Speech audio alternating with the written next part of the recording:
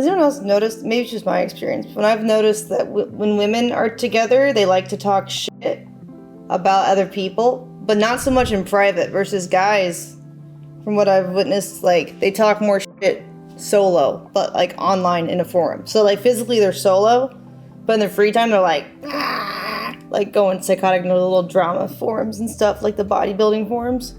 I don't know. Has anyone else had that experience? I'm asking. I'm not generalizing. I'm saying from my experience, that's what it seems like.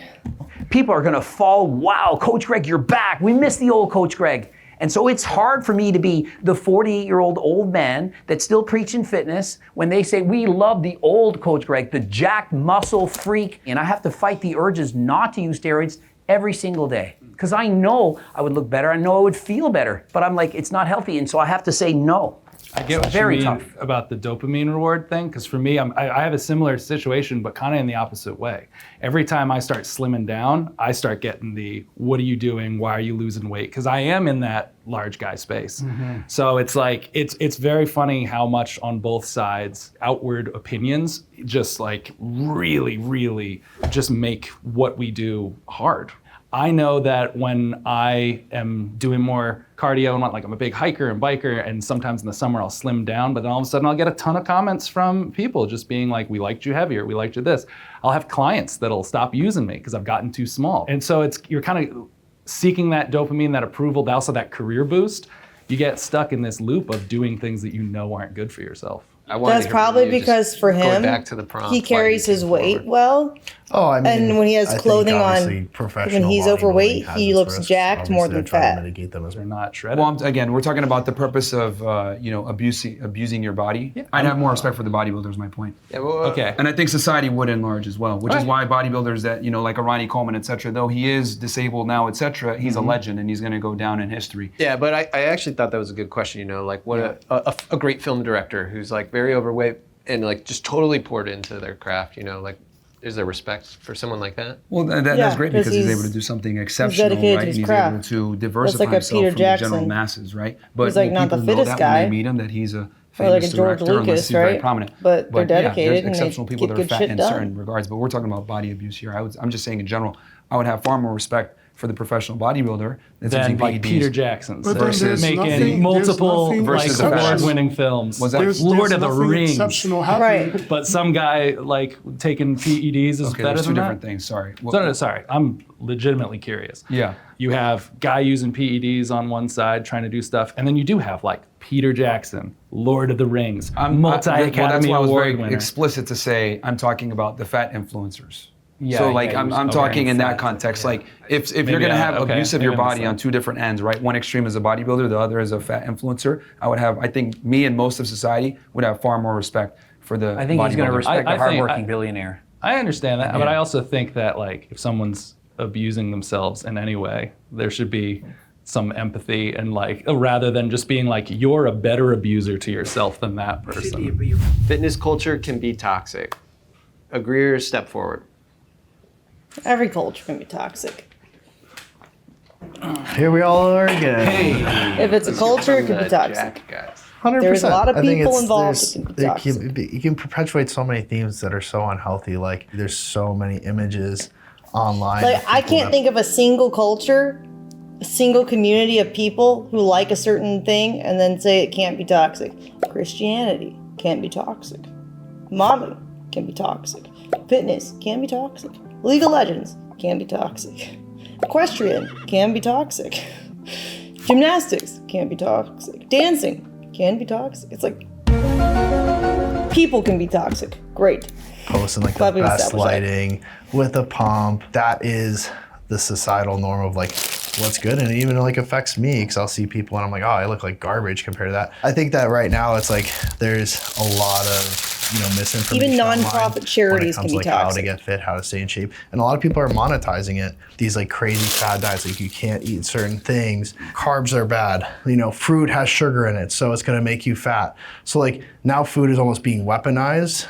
And then to be monetized so that you buy their ebook to tell you the exact secret, code in order to lose weight. So fitness is an industry, right? So people are incentivized to say whatever that is to make money. And so it's been harder for me as a coach that takes a more holistic approach to wellness and fitness and saying, hey, it's all about balance. And like Greg's the same way. I know I felt like, I watch a lot of his videos. That is the correct approach to like making a plan that's not super restrictive. So I think that's why, the fitness industry, even being part of it, like is frustrating because there's so much misinformation. I would say also that there's so much pressure to look like us, and it's causing people to develop body dysmorphia. And so this is a huge problem. So when you swipe on Instagram, you're being shown the top 1% of the top 1%. They all have a six-pack abdominals. Everyone feels inferior. There's pressure. Then that causes a whole host of problems, eating disorders, people feeling like shit. They don't like the way they look in the mirror. And then they keep looking for information. And then what information they're getting, half of it's wrong, like you were just describing. And so where do we go from there? There's no solution. I think the issue comes from the misinformation, just the lack of keeping things simple.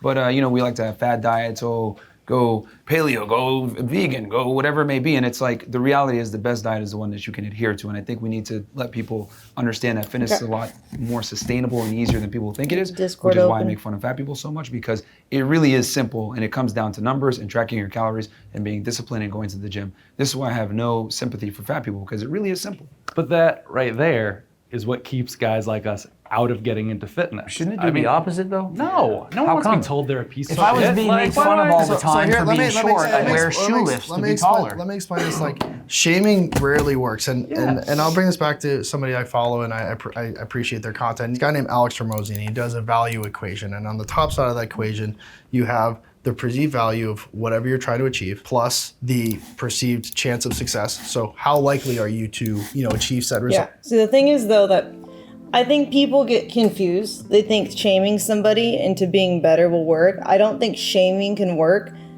I think the only things that work for a person to change is, one, them wanting to change, they just didn't have the answers, so they didn't have the education, the knowledge to do it. Now that you've given them, now they can actually apply it because they were really wanting to anyways.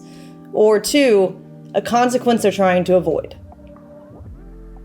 And that's why a lot of people won't lose weight, because there's no actual real life consequence that will affect them. Like, it's not like lose weight in 6 months or you're gonna die. Like, God will smite you dead. Like, they don't think anything's gonna happen, so they don't do it. Those are the only things that really get someone to change. Someone who wanted to, who didn't know how and has been looking for the answer and didn't know where to start, or someone trying to avoid a consequence. That's it. And then people think, just shame. No, if you just have shame, what you do is you just reject that view or like that person who's shaming you. And on the bottom side of the equation, you divide by time and you divide by effort. Shaming doesn't work because the value equation is driven by those things. So what I think we need to do on this side of the table is to make those things more accessible. Like you said, providing more value-driven information of like how why did shame work in a Puritan society?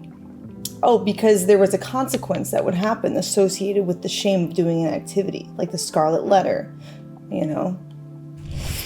There was a consequence.